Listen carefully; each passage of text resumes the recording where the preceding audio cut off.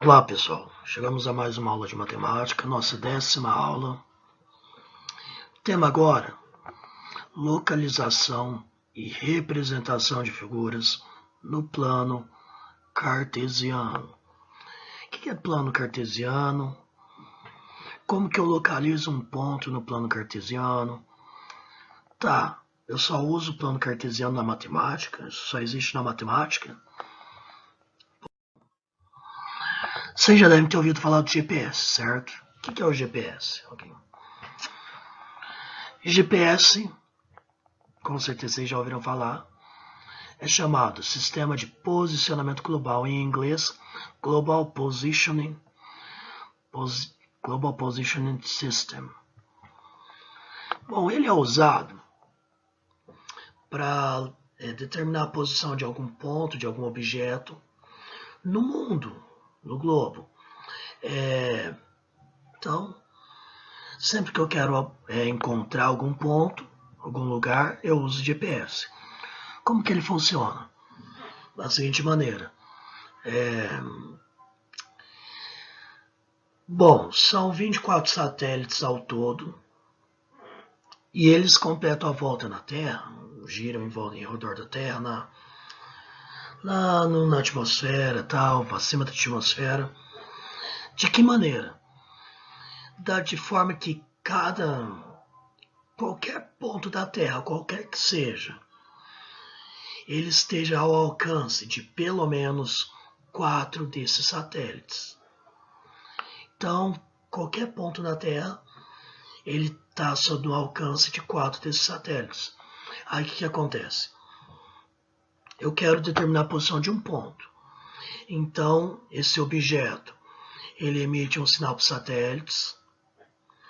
Aí, esse satélite, cada um deles vai calcular a distância desse ponto para o satélite.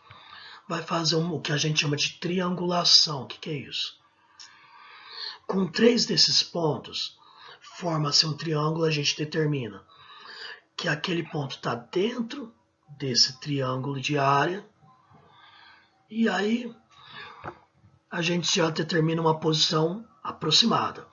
O quarto satélite, ele vai determinar exatamente a posição dentro desse triângulo. Então, vai ter uma posição bem mais exata, uma determinação bem mais exata. Então, é assim que funciona o GPS. E através dessa distância, desse sinal, até os satélites, cada um desses satélites calcula a distância, faz essa triangulação para determinar o ponto do objeto no mundo. Bonitinho, né? Tá, mas o que isso tem a ver com matemática?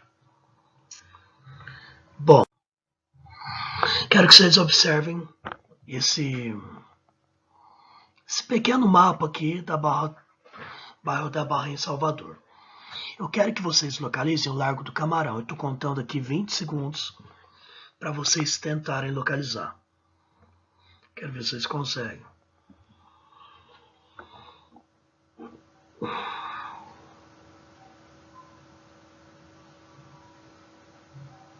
Bom, observe que eu tenho muitos dados aqui, muitos nomes, né? Bem difícil de localizar. Bom, o meu Largo do Camarão, ele fica ali na rua Professor Sabino, tarará, subindo o Morro Cristo. Bom, ali naquele canto. Bom, mas vamos ao que interessa. Sem um ponto de referência, fica difícil a gente localizar algum ponto, certo? É complicado para a gente localizar algum ponto sem ter uma referência. Agora você pega, vamos supor que a gente queria achar esse lugar no mapa inteiro, né? Pega o mapa inteiro da cidade, vai ficar bem mais difícil de achar aquele ponto. Então, o que foi criado? Um modo mais fácil de organizar e de localizar pontos em um mapa que ele é chamado, que a gente chamou de coordenadas, certo? Essas coordenadas usam letras e números. As letras ficam aqui no eixo vertical, os números no horizontal, certo? Bom, tá aqui, letras na faixa vertical, números horizontal. Agora, ó, olha como fica bem mais fácil, sabendo, ó, o Largo do Camarão está próximo do ponto de coordenada F12. Pega, vai lá no F, você vai andando até o 12. Aí você acha o Largo do Camarão pelas coordenadas. Muito mais fácil, certo? Ó, vamos ver outra coordenada aqui, ó. No ponto A9, olha aí, vai lá no A lá em cima, anda até o 9. O que nós temos ali? A Rua da Paz. Outro ponto, aproximadamente no G10. Vai ali no G, anda do G até mais ou menos no 10. O que nós temos? A Praça Rubem Dário. E se fosse contrário? Qual que é a coordenada do Farol da Barra? Acho o Farol da Barra. Ele está ali perto da Rosa dos Ventos, no cantinho esquerdo embaixo. Observando pelas coordenadas, ele vai estar no aproximadamente no I, entre o I e o H, aproximadamente no número 3, certo? Observem que eu falei tudo aproximadamente, certo? Como ficaria se eu quisesse o ponto exato? Como eu localizaria o ponto exato? Bom, fica esse questionamento e outro questionamento também. Nós só temos 26 letras no alfabeto, ok? E se eu quisesse umas marcações mais precisas? Eu precisaria de mais letras, ok? Então nós temos agora o sistema de coordenadas cartesianas. Como que ele funciona? Ao invés da gente usar letras e números, usamos apenas números. Observe no primeiro quadro. O eixo vertical tem números partindo do zero, conforme vai subindo, vai aumentando o número. O eixo horizontal também parte do zero. Esse ponto zero nós chamamos de origem. Origem do eixo de coordenadas cartesianas. Olhem o segundo eixo de quadradinhos. Como que eu determino uma coordenada? O número no eixo horizontal sempre vem primeiro, sempre o do eixo horizontal primeiro.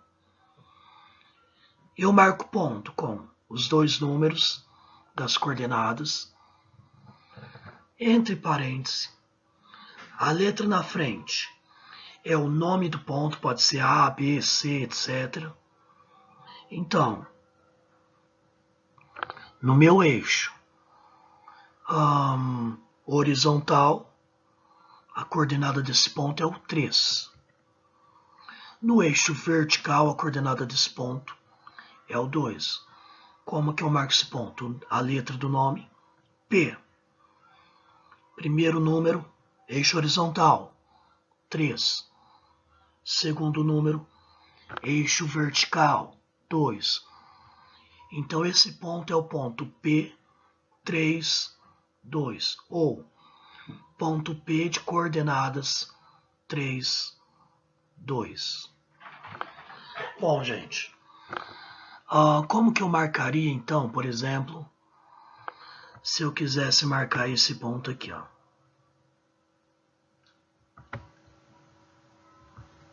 Então, tá lá. Como que eu marcaria esse ponto? Bom, eu marcaria ele como? Primeiro, o eixo horizontal. Ele está indo no ponto 2. Depois, no eixo vertical, ponto 4. Portanto, eu teria o ponto 2, 4. Vamos supor que ele seja o A.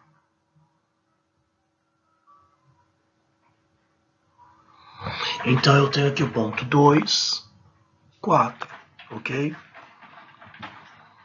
Bom, em suma, essa é a nossa aula de hoje, para vocês terem familiaridade com as coordenadas cartesianas. Não se esqueçam disso, gente, muita gente confunde. Primeiro número sempre é o do eixo horizontal, que está deitado, ok? Segundo, vertical, em pé. Bom, tenham um bom estudo em casa, pessoal. Essa é a nossa aula sobre o eixo cartesiano. Na próxima aula, vamos aprofundar nessa marcação de pontos e entrar em ampliação de figuras, ok? Até a próxima aula.